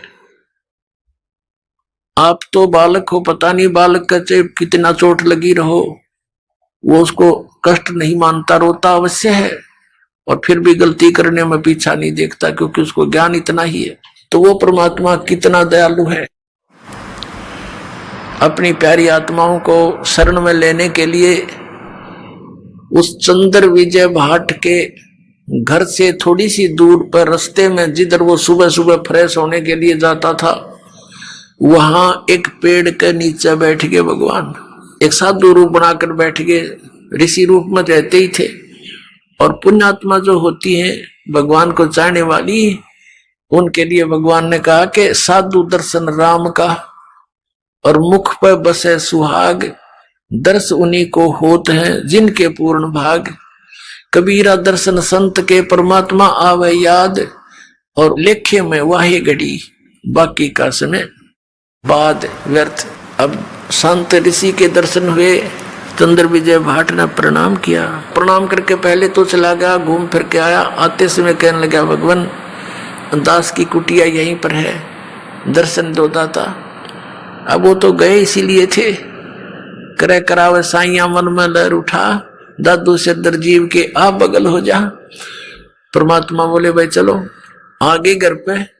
वहां कुछ देर डिस्कस हुआ, उनकी आपस में चर्चा हुई। परमात्मा से ज्ञान सुना उसने, कि कहा जी भगवान को चर्चा सुनाओ। तो परमात्मा ने सारी कथा कहानी का सृष्टि रचना सुनाई, काफी ज्ञान दिया। तो वो बड़े प्रभावित हुआ, कहने लगा भगवान दास की कुटिया यहीं पर है, वहां चलिए, और वहां पर आपके और भी बच्चे हैं, वह भी आपके ज्ञान का लाभ उठाएंगे। परमात्मा तो गए उसी उद्देश्य से, घर चले गए, आसन दिया, अलग से बैठाया मालिक को, सोच कपड़े बिछा के, और फिर सत्संग सुनाया। अब उस समय तो केवल एक व्यक्ति ने नाम लिया, चंद्र विजय ने। बाकी परिवार कहने लगा नहीं, हमें अच्छा नहीं लगता इनकी ये बातें, ये तो शंकर भगवान से भी ऊपर बताते हैं। क्योंकि श्रीलंका का राजा रावण जो है, भगवान शंकर से अतिरिक्त किसी की पूजा ना करता था, तो उसको देखा देखी पूरा श्रीलंका भी शिव का ही पुजारी हो गया था। तो इस बात को पहले स्वीकार नहीं हुआ। फिर वो चले गए भगवान वहां से। पीछे से उस चंद्र विजय भाट ने अपने पूरे परिवार को बैठा बैठा के बहुत अच्छी तरह समझाया, तो उन सब का मन बन गया। तो परमात्मा फिर वहां पहुंच गए। अब उन सभी पूरे परिवार ने नाम ले लिया। और जो मालिक ज्ञान सुनाया करता था, ये तो ज्ञान ऐसा है, प्रत्येक व्यक्ति चाहता है मैं सबको सुना दूं, भाई को, बहन को, रिश्तेदार को, ऐसा अनमोल ज्ञान कभी देखा ना सुना। अपना वो चंद्र विजय भाट जो था, वो रावण के पास जाता था, उसको चुटकले चटकले सुना के, उनकी महिमा मुहिमा गा के, और ये भाट लोग उनका एक मनोरंजन कराया करते थे। और उधर से उसकी पत्नी जो थी, वो कर्मवती नाम था उसका, वो जाती थी रावण की पत्नी मंदोदरी के पास, वो उसको चुटकले सुनाती थी, अच्छे बुंडे। इस मन की आदत है, ये राम की कथा कम और काम की कथा ज्यादा सुनना चाहता है, सेक्स की। तो पहले तो बकवास सुनाया करती थी, पता नहीं के मंदोदरी भी हंसा करती, दांदरे काटा करती है, चुटकुले सुन सुन के। तो फिर जब उस कर्मवती को, चंद्र विजय भाट की पत्नी को, उस बेटी बहन को मालिक का ज्ञान हुआ, सब बकवाद छूट गई। कहते हैं भवन चतुर्दश ढूंढियो परम स्नेही साध, जिन मिलते सुख उपजय मिटते कोट उपहाद। ये बकवाद मिट जाती है सारी जीव की। तो वहां अब वो कर्मवती पहले तो बकवास सुनाया करती, फिर मंदोदरी ने जब टाइम होता उसको बैठा लेती कि महारानी हमारे घर पे महाराज आते हैं हमारे गुरुजी, उन्हें बहुत अच्छा ज्ञान सुनाया, आपकी आज्ञा हो तो सुनाऊं कथा। अब सुनाओ। मंदोदरी भगवान को चाहने वाली थी, तो वो मंदोदरी को जो कथाएं सुनाई परमात्मा से सुने हुए ज्ञान की, मंदोदरी कहने लगी कि कर्मवती तू तो बड़ी मुंह फाड़ थी, तेरी इस पात्र में नरा गोबर भरा था, गंध उगला करती थी, ये अमृत किसने डाल दिया? तू ऐसी ऐसी बातें कहां से सुने आई, तू मैंने कभी देखी ना सुनी। तो उसने बताया कि हमारे गुरुजी आते हैं, उन्होंने हमें ये ज्ञान दिया मंदोदरी। तो मंदोदरी बहुत प्रभावित हुई कि इसे संत के ऋषि के दर्शन करने चाहिए। उसने कहा मंदोदरी इब कह तेरे गुरुजी आओ ना तो मेरे पास बुला के लाइए। अब परमात्मा फिर गए तो उस चंद्र विजय की पत्नी ने कहा प्रभु हमारी रानी आपको याद करती है, मैंने आपके द्वारा सुना हुआ ज्ञान उनको सुनाया, बड़ी प्रभावित हुई और उन्होंने कहा कि अपने गुरुजी को यहाँ बुला के लाना। परमात्मा ने कहा बेटा हम किसी राजा के घर नहीं जाते, उनको गरज पड़े तो यहाँ आ जाएगी, साधु संत नहीं जाया करते ऐसे व्यक्ति के घर जब तक वो हमारे विचारों से परिचित नहीं होते। अब वो कर्मवती फंस गई धर्म संकट में कि यदि मेरे गुरुजी नहीं गए तो वह हमने सजा दिवा दे मनमाना मंदोदरी। परमात्मा अंतर्यामी जान गए। अब बेटी तो बहुत दुखी होगी। उसने कहा बेटा ऐसे कहना उसको कि देखो ऋषि महर्षियों को संतों को बाई ऑर्डर नहीं बुलाया करते, अब बाई ऑर्डर बुलाने से वो आ भी गए रजा नहीं बख्शेंगे तो लाभ क्या होगा? तो साधु संतों के पास जाने से बहुत लाभ होता है, स्वयं जाना चाहिए। तो मंदोदरी को जाकर के उसने कहा रानी मैंने अर्ज करी थी गुरुदेव से, उन्होंने मना कर दिया आपके यहाँ आने से और कहा कि देखो साधु संतों को आदेश से नहीं बुलाना चाहिए, उनके चरणों में जाना चाहिए, लाभ उठाना है, और यदि बाई ऑर्डर बुला भी लिया तो लाभ नहीं देंगे। मंदोदरी कहने लगी बहन ठीक है मैं चलती हूँ, अब के तेरे गुरुजी आओ तो मुझे मिलाना। परमात्मा फिर गए। ये तो भटक रहे हैं कि एक आत्मा को अपनी शरण में लेने के लिए, सुखी करने के लिए, यहां भी सुखी करेंगे आपको और यहां से चलोगे जब देखना सतलोक में ले जाएंगे, वहां तो कहना है क्या कितना सुख देंगे।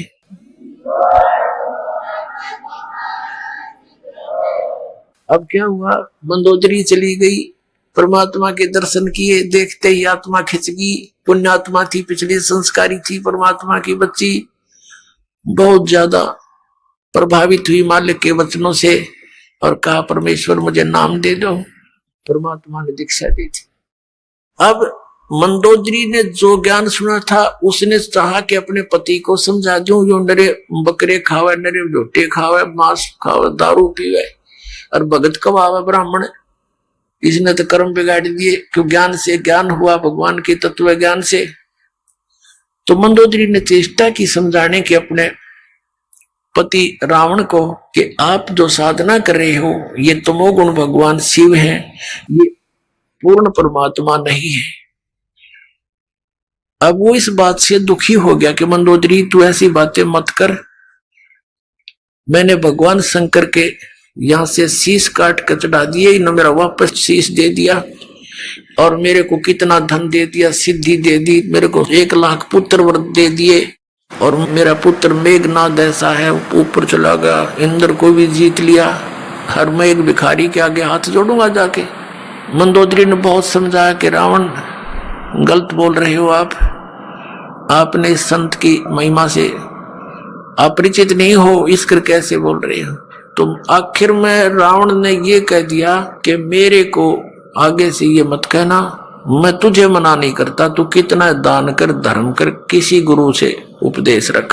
अब कहते हैं लड़की अपने पति को हमेशा जीवित देखना चाहती है। उधर से क्या हुआ कि कुछ दिनों के बाद जैसे विष्णु अवतार श्री रामचंद्र जी राजा दशरथ के गर्दन में थे, विवाह हुआ सीता जी के साथ। विवाह होने के कुछ समय उपरांत उनका वनवास हुआ, वो वन में अपना समय व्यतीत कर रहे थे, वहां से सीता जी का अपहरण कर ले गया रावण। अब परमात्मा ने, कबीर परमेश्वर जी यानी मुनिंदर जी ने मंदोदरी को समझाया, बेटी इसने तो अपनी सात मोल ले ली, इसने अपना जो ना मौत ले आई वो अपनी, और कह दे इसको, इसने भाई इज्जत वापस दे दे इसको, सिंपल वो मैं ना समझे, ये देवी है और देवी को सताना महापाप है, इसको वापस पहुंचा दे, इसकी इसी में खैर है। औरत वैसे ही देख कर राजी नहीं होती किसी दूसरी औरत को। फिर भी उसने जब ये पता चला कि मेरे पति की जान संकट में आवेगी, क्योंकि संत जो कहते वो सत मानती थी, ये महापुरुष हैं, झूठ नहीं बोलते, इन्हें क्या लेना देना है, ये कोई रामचंद्र से मिले नहीं या किसी और को जानते नहीं, सिर्फ सच्चाई बता रहे हैं। वह बहुत प्रभावित हुई, रावण को समझाने की बहुत चेष्टा की तो नहीं माना। कुछ दिनों के बाद क्या होता है, बीच में एक प्रकरण रह गया। अब रावण तो सुने नहीं था, और यू ज्ञान ऐसा है आदमी हजम कर नहीं सकता अकेला। जो यू ज्ञान आपको सुनेगा, दास बता रहा, भगवान का दिया हुआ कबीर साहब का, तो उसकी ये नीयत रहती है बताऊं जरूर किसी से, चाहे को सुने चाहे ना सुना। तो रावण ने सुनना बंद कर दिया। उसका देवर था विभीषण, मंदोदरी उसको लगी समझाने। पहले तो दोनों भाई बैठे थे, रावण को समझावा थी, रावण नहीं माना तो विभीषण कहने लगा, मुझे बता तू ये बात, मन तो बहुत अच्छी लगे, ये आपकी पहली बार सुन रहा हूं, लेकिन फिर भी हृदय में समाती है। तो मंदोदरी ने उनको खूब समझाया। फिर कहा कि अब क्या बने, कि दीक्षा ले, अब नाम ले गुरु जी से, कि चल नाम दिलवा मेरे को। मंदोदरी अपने देवर को लेगी और नाम दिलवाया परमात्मा थे। अब उस ज्ञान से वो विभीषण भी परिपूर्ण हो गया। अब क्या होता है, रावण नहीं मान रहा था, सीता को लौटाने को नहीं राजी हो रहा था। मंदोदरी ने बहुत कुछ समझा लिया था, उधर विभीषण ने भी उसको बहुत कुछ समझाया, रावण तेरे घर में कितनी अच्छी औरत है, और फिर भी तू बकवाद की तरफ चल रहा, क्यों भाई भाई को कह सकता है जब उसकी कोई संकट आपत्ति उसके सामने दिखाई देती है। नहीं तो रावण को कौन बोला, वो तो अहंकारी आदमी था, एक मिनट में तलवार गर्दन पर जाती थी उसकी, कोई उसके नो कर दे किसी बात न था। रावण नहीं माना, रावण कहने लगा तू कायर है और तेरे बस की बात नहीं बैठ जाएगी। अब मंदोदरी ने देखा कि ये नहीं मानेगा, ये मरेगा और मैं विधवा हो जाऊंगी। अपने गुरुजी से प्रार्थना की, भगवान आप दया कर दो, कभी समझा दो, एक बार मान जाते वो तो आपकी बात को। परमात्मा ने कहा बेटा ये नहीं मानने वाला, इसके अंदर वो गुण नहीं है। तो मंदोदरी ने कहा भगवान एक बार आप उनको समझाने की चेष्टा करो दाता, और यदि वो नहीं मानेगा तो मैं अपने आप को आज से विधवा मान लूंगी, मन दुख नहीं आओगा परमात्मा इसके मरने का। तो परमात्मा ने सोची या बूढ़ी बेटी, अब ये जुगाड़ जोड़ रखे काल ने हमारे, कितना नालायक एक नंबर का दुष्ट व्यक्ति हो रावण। कहते 100 झोटिया का मांस तो एक दिन पक्या करता उसके लिए, और 100 मटके दारू के पिया करता एक कब। अपने आत्मा ये बात हमारे दच्चे नहीं, क्योंकि 100 झोटिया का मांस एक आदमी के ऊपर खावे, क्योंकि हम उनके शरीरों से परिचित नहीं, उनकी हाइट से परिचित नहीं, उनके आहार से परिचित नहीं। ये तो हमने देखे 61वां वर्ष चल रहा दास का, जब हम छोटे छोटे थे से टुकड़े टुकड़े आदमी देखे, अरनों का करते ही 32 लड्डू खा जाता है, एक 32 आदमी खाओ 32 लड्डुआन आज के दिन, और उनके बद हजमी हो जाए, और एक एक धड़ी खीर खा जाया करते ये ब्राह्मण हमने देखे, यानी 5-5 किलो हरी वे कटोरी ना उठे। तो इस बात से भूल जाओ। तो कहने का भाव यह हम उस सती थी बातें कितने कुक्रम कर डेली, उसका बुद्धि में कहाँ आ ये बातें। तो परमात्मा ने सोचा या बेटी इसका बंदगी या इसकी कमजोरी इसको मारेगी। तो परमात्मा ने कहा ठीक है बेटी मैं जाता हूं, एक दिन कोशिश करूंगा तेरी श्रद्धा ना टूट जाए भगवान। तो इसलिए अब रावण की सभा लगी हुई थी, और जिस समय उसकी मीटिंग होती थी स्ट्रिक्ट ऑर्डर होता था कि बाहर से चिड़िया भी नहीं आ जाए अंदर। उस समय परमात्मा वहां जाकर प्रकट हो गए, पहरेदारों के पास खड़े हुए, कहा भी राजा को संदेशा दो कि ऋषि मुनिंदर आए हैं, वो आपसे मिलना चाहते हैं। कुछ आपको शिक्षा देना चाहते। अब वो कहने लगे पहरेदार महाराज जी हमें बख्शो, इधर आज कोई जा नहीं सकता, अंदर का आदेश बाहर जा सकता है, बाहर का आदेश भी हम अंदर देने नहीं जा सकते। हमारा राजा बहुत खतरनाक है, गर्दन काट देगा। परमात्मा वहां से अंतर ध्यान हुए, जहां रावण बैठा था ऊंची स्टेज पे और नीचे उनके बैठे थे सपसलार कुर्सियों पे, उसके थोड़ी सी दूरी पर अंदर जाता हुआ देखा। ऋषि देखकर वो एकदम चकित हुआ कि ये व्यक्ति अंदर कैसे आ गया। हमारी गुप्त मीटिंग चल रही थी, तो उसने आव देखा ना ताव देखा, वो तलवार निकाली कि तू अंदर कैसे आ गया। अब उसने क्रोध में न 70 वार किए थे तलवार के परमात्मा को काटने के लिए। और कबीर परमेश्वर अर्थात मुनिंदर जी के हाथ में एक सीख थी झाड़ू की।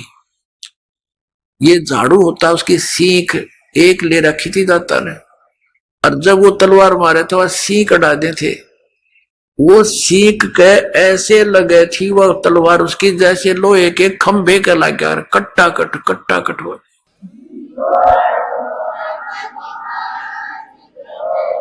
जब रावण के पसीने आ लिए, जब वो थक के खड़ा हो गया, कहने लगा तू अंदर कैसे आ गया। परमात्मा बोले तेरे भैया सीख तक कटी नहीं, तू मुझे मारेगा। रावण बोला उनको बुलाओ पहरेदारों को, उनको कत्ल करूंगा। परमात्मा बोले उनका दोष नहीं है, उन्होंने तो मुझे मना कर दिया था संदेश भी देने के लिए। फिर परमात्मा से पूछा रावण ने तू आया कैसे अंदर, कि ऐसे आ गया, अंतर ध्यान हो गए और फिर प्रकट हो गए। रावण के सामने से एकदम अंतर ध्यान हो गए और फिर प्रकट हो गए कि मैं उनको आता दिखाई नहीं दिया, मैं ऐसे आ गया। अब वो दुष्ट आत्मा फिर बिना समझाइयो कौन है तेरे सामने, कहने लगा देखो तू जा यहां से, तू आया किस लिए है, बता तेरी बात क्या है। तो परमात्मा ने कहा कि रावण तेरा जो है अंतिम समय आ लिया है, और मेरे आदेश का पालन करके जब तू इस लड़की को वापस दे देगा, सीता को, इस देवी को, तो तेरी जीवन को मैं बदल दूंगा, इन बुराइयां तेने छोड़नी पड़ेंगी। वो कहने लगा तेरे जैसे शिक्षक मेरे पास बहुत आ लिए, मैं शिक्षा बिना नहीं हूं, मैं खुद ब्राह्मण हूं, विद्वान पुरुष हूं, और तू एक भिखारी ऋषि, मुझे क्या शिक्षा देता, मैं तेरी बात न मानू कौन। अब रावण की तो वो स्थिति हो चुकी थी, कबीर ये माया अटपटी, सब गट आण अड़ी, किस किस न समझाऊं या कुएं भांग पड़ी। एक बूढ़ा व्यक्ति शराब पिए खड़ा था और नो अल्लाह उसका डोगा गिर गया जमीन पे, वो डंडा ले रखा था, वो गिर गया।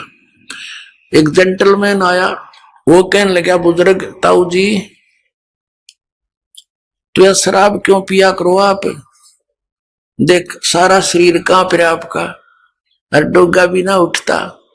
नो बोला रे डोगा दे दे, तो कहने लगा शराब ना पिया करे। नो बोला रे शिक्षा बिना ना रह रहा तो न देना होता, दे डोगा ना जा तू अपना काम कर।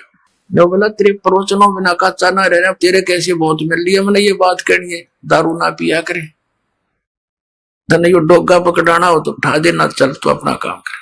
तो रावण ने तो भाई इतनी पी रखी थी इस काल की भांग। परमात्मा से कहा कि तेरी बात मानू ना कति, तू जा चाहे मत जा। किन्नो देख लिया मारे तो मरता ना, सारे कुकर्म करके देख लिए और फिर भी नूना माना, ये कौन है। तो परमात्मा कहते हैं आपको इस काल ने अंधा कर दिया, इस झूठे सुख को सुख है ये मान रहा मनमोद, ये सकल जबीना काल का कुछ मुख में कुछ गोद। और उस मीटिंग में विभीषण भी उपस्थित था। परमात्मा आगे वहां से चले गए। शाम के समय विभीषण घर पे आया, अपनी भाभी से कहा कि आज तो गुरुजी को मार दिया होता भाई ने। तो मंदोदरी कहने लगी ये इस संकट में मैंने ही गुरुदेव को डाल दिया नालायक ने, और मेरी प्रार्थना पर ही वहां गए हैं। क्या हुआ कि ऐसे ऐसे एकदम कितने क्रोधित हो गए, स्टेज से कूद कर स्वयं तलवार मारने लगे। गुरुजी के हाथ में एक सीख थी, वह सीख भी ना कटी। जब थक के बैठ गया, परमात्मा ने कुछ कहना चाहा, मान्या नहीं, तो भगवान वहां से आ गए। पुण्यात्माओं, जो हमारा पिता है उसकी तो मैं खबर भी नहीं, जो हमारे लिए दुख पा रहा है, भटक रहा है, कि प्राणी को समझाने के लिए, ज्ञान देने के लिए, अपनी शरण में लेकर यहां भी सुखी करने के लिए, और हम उनको पूज रहे हैं जो हमें ना सुख दे सकते ना दुख दे सकते, क्योंकि देवता है ये ब्रह्मा विष्णु महेश, ये हमारे प्रारब्ध को परिवर्तित भी नहीं कर सकते और ये दुख दे नहीं सकते, क्योंकि ये देवता है, अच्छी आत्माएं हैं। तो हम इनको पूज रहे थे।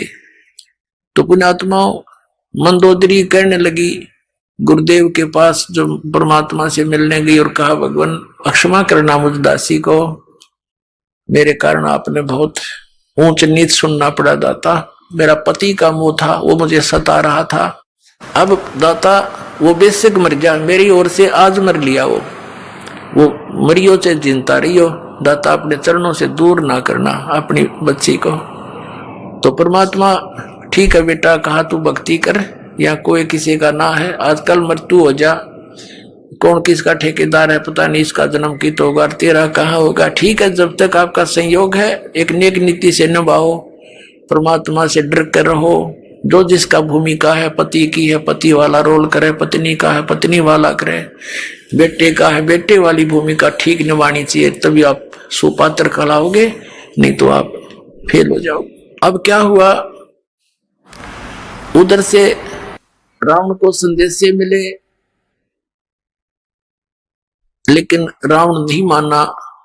श्री रामचंद्र जी के संदेश वाहक दूत वहां गए, श्री अंगद जी, श्री हनुमान जी आदि आदि, लेकिन वो नहीं माना। कहने का भाव ये है कि युद्ध की तैयारी होगी।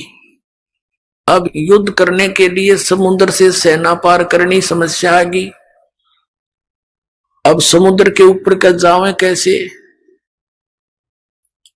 तो कहते हैं उनके इतिहास में लिखा है जीवनी में कि 3 दिन तक श्री रामचंद्र जी ने घुटनों जल में खड़ा होकर समुद्र के अंदर और प्रार्थना की थी कि हे जल्दी, हे समुद्र राज, मुझे रास्ता दे दे, मैं बहुत आपत्ति में हूं, मेरी पत्नी को ऐसे ऐसे रावण ने उठा लिया है, सेना पार करनी है, उस राक्षस को मारना है और उस देवी को छुड़वाना है। लेकिन समुद्र नहीं माना। अंत में कहते श्री रामचंद्र जी ने लक्ष्मण से कहा कि मेरा अग्निबाण दे, लातों के भूत बातों से नहीं मानते। लक्ष्मण ने अग्निबाण दे दिया उठा के।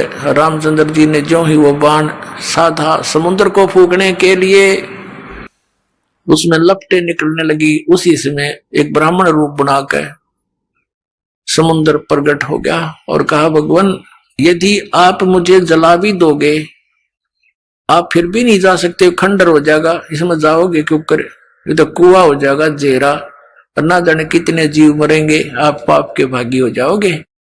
ऐसा काम करो भगवान, मेरी मर्यादा भी बनी रहे और आपका काम भी हो जा, सर्प भी मर जा, लाठी भी ना टूटे।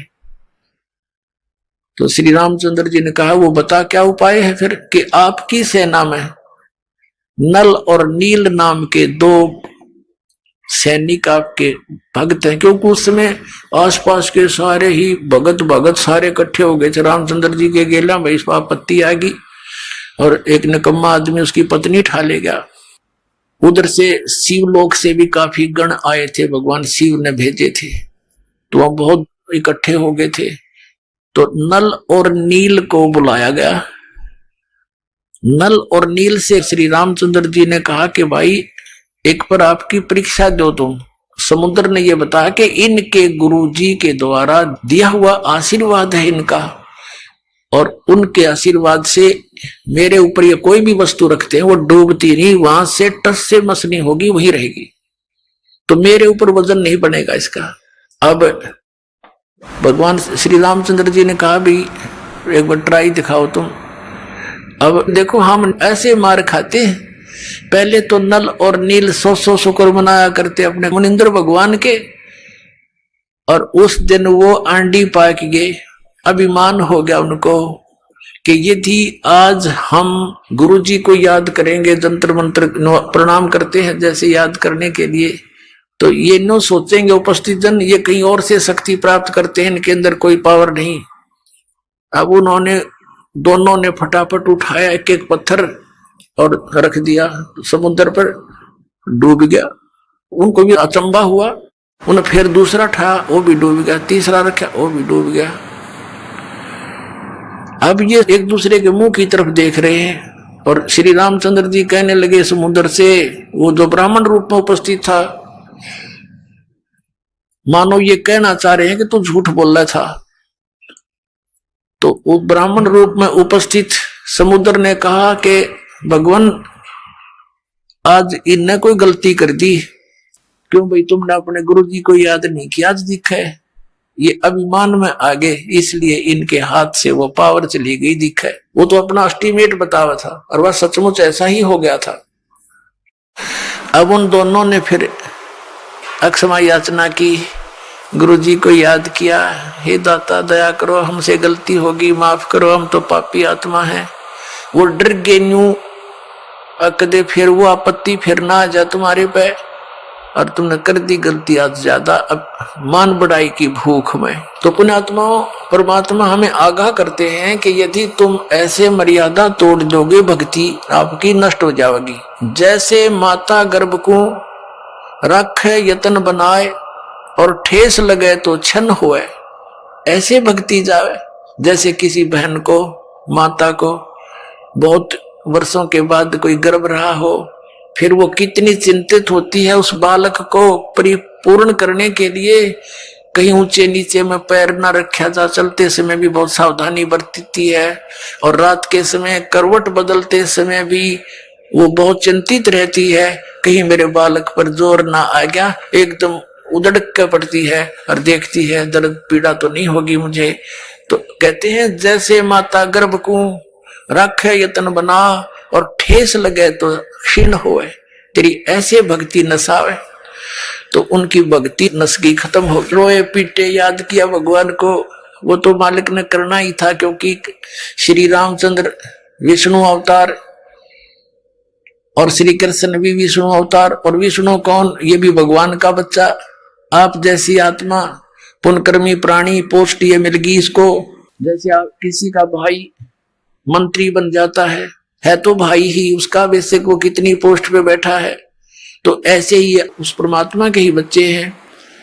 तो उनके दुख का निवारण भी वही परमात्मा कर सकता है और कोई नहीं कर सकता।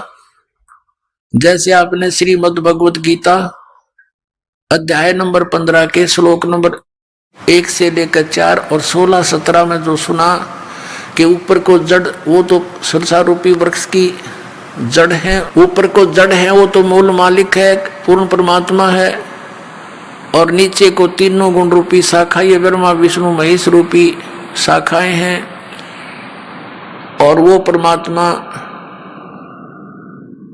जो मूल है, जो जड़ है, वो तीनों लोकों में प्रवेश करके सबका धारण पोषण करता है। 15वें अध्याय के 17वें श्लोक में कहा है कि उत्तम पुरुष तु अन्य परमात्मा इति उदारत, यह लोक चरम आविश्य विवर्ती अवैश्वर है। वो मूल मालिक जो है, जो सारे संसार रूपी वृक्ष की जड़ है, मूल है, वहां से सबको आहार मिलता है। तो वो सबका धारण पोषण, यानी जिसकी जिस स्थिति की कोई संकट है, और वो परमात्मा ही उसका निवारण करता है। अपनात्माओं, ये बहुत लंबा इतिहास है, कई दिनों में आपका समझ में आओगा। सबसे पहले जो परमात्मा आए थे और इस काल से वहां ऊपर मिले थे, इनका उसने विवाद बहुत किया था, फिर समर्थ के सामने वो नतमस्तक हो गया था। इसने कुछ वरदान मांगा था। एक तो ये मांगा था कि आप अपना ज्ञान देकर अपने शरण में लेना, जबरदस्ती ना करना, बलात् मत लेना मेरे से जीवों को। दूसरा ये कहा था कि 3 युगों में जीव कम ले जाना, चौथा युग जब कलयुग आवे तब तो शरण जीव बहु जावे, ऐसा वचन हर मोह दीजै, तब संसार गमन तुम कीजिए। और तीसरा कि ऐसे मेरा पुत्र विष्णु श्री राम रूप में त्रेता युग में जाएगा, उसके साथ उसके प्रारब्ध में ऐसे संकट हैं और इस काल को पता है, उसको मैं टाल नहीं सकता। आप वो समुद्र पर पुल नहीं बनेगा, वो पुल बनवाना। परमात्मा ने कहा ठीक है, और बता भिखारी। फिर कहा कि ऐसे ऐसे श्री कृष्ण रूप में मेरा पुत्र जाएगा और वो एक जगन्नाथ नाम से एक पुरी के अंदर एक मंदिर बनवाना चाहेगा और समुद्र उसने बन नहीं देगा, आप वहां उसकी रक्षा करना। परमात्मा ने कहा था ठीक है, और बोल। तो इस परमात्मा कबीर परमात्मा से इस काल ने ये वरदान मांगा था, प्रार्थना की थी कि आप मेरे उस बच्चे की, ये काल के पुत्र हैं विष्णु, इस संकट से रक्षा करना। तब परमात्मा उस वचन अनुसार वहां पहुंचे। वैसे तो उन्होंने व्यवस्था कर ही दी थी, नल नील भेज दिए थे कि आप पर काम चल जाएगा इनका, जो ये नियमित रहेंगे तो ये पत्थर रख देंगे, ये पार हो जाएंगे, लेकिन वो भी फेल हो गए। अब क्या हुआ, परमात्मा वहां पहुंचे, नल और नील ने कहा कि वो आगे गुरुदेव, वो आगे गुरुजी। अब सबकी दृष्टि गई, एक ऋषि आते दिखाई दिए। निकट आए जब श्री राम और लक्ष्मण ने उनके चरण लिए, हनुमान सब ने चरण लिए, तब परमात्मा से प्रार्थना की कि हे भगवान, कि हम बहुत संकट में हैं, मैं राजा दशरथ का पुत्र हूं, ऐसे ऐसे रावण ने मेरी पत्नी उठा दी है और समुद्र के ऊपर से हमने सेना ले जानी पड़ेगी। ऋषि जी, जब आप अपने शिष्यों को इतनी पावर दे सकते हो, आप तो समर्थ हो, हम पर दया करो। आज आपके इन बच्चों के, आपके शिष्यों के हाथ में वो शक्ति रही नहीं। परमात्मा ने कहा अब इनके हाथ में रहेगी भी नहीं, क्योंकि इन्होंने आज एक भयंकर गलती कर ली, अपने आप में प्रभु मान लिया, भगवान को भूल गए ये। तब श्री राम ने कहा भगवान अब मेरा क्या होगा। तब परमात्मा ने कहा कि ठीक है, करता हूं व्यवस्था। एक डंडी ले रखी थी परमात्मा ने, डोगा सोटी, कहा कि मैं ये रेखा लगाता जाऊंगा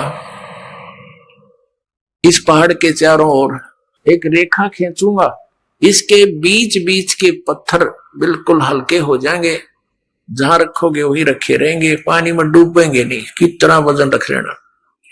अब परमात्मा ने क्या किया, एक सोटी लेकर उस एक बहुत बड़े पर्वत के चारों ओर से घुमा दी, जो उसके निकट ही था, और परमात्मा ने कहा कि उठाओ पत्थर और प्रयोग करो।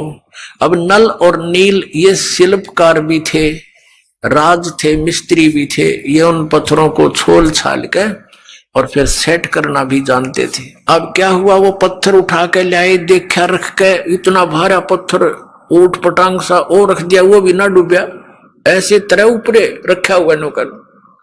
तो सबको विश्वास हो गया कि बन गई बात।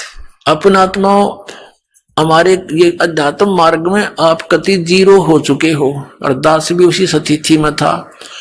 अब दास को सतगुरु मिल गए, कहते पीछे लग गया जाऊं था मैं लोक वेद के साथ, रास्ते में सतगुरु मिल गए, दीपक दे दिया हाथ।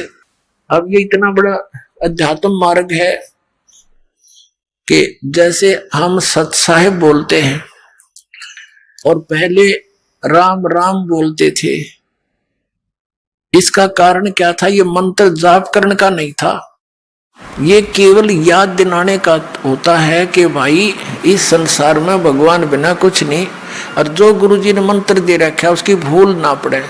जैसे आप देखा करते, अब तो यह बात बिगड़ती जा रही है, नास्तिक होने जा रहा है पूरा मानव समाज, काल का दाव लग गया था। तो पहले हम देखते थे जैसे सुबह या कभी घूमने फ्रेश होने जाते थे, आने जाने वाले मिलते थे, एक दूसरे को राम राम राम राम चाचा, वो 3-4 बार बोला करता, राम राम भाई, राम राम राम, हाँ राम राम। अब ये तो एक औपचारिकता बन गई थी। आइए अब हम